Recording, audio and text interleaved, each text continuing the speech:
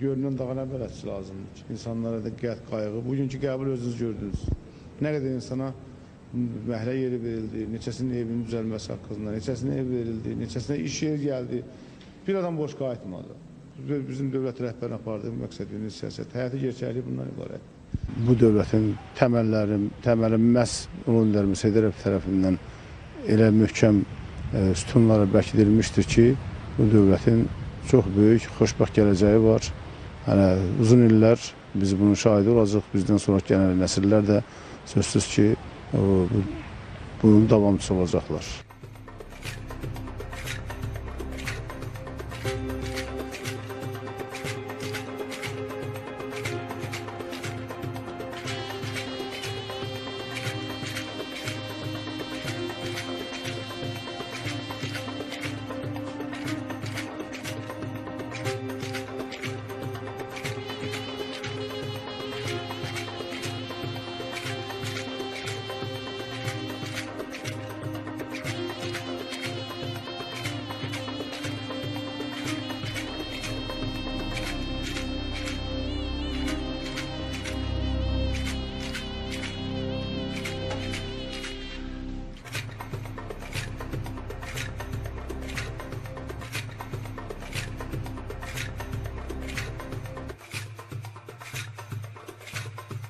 Gəncə şəhər İcra Hakimiyyətinin başçısı Elmar Vəliyev 2 otaqlı yeni mənzilin açarlarını şəhidin 3 yaşlı oğlu Əyyam Quliyevə təqdim etdi.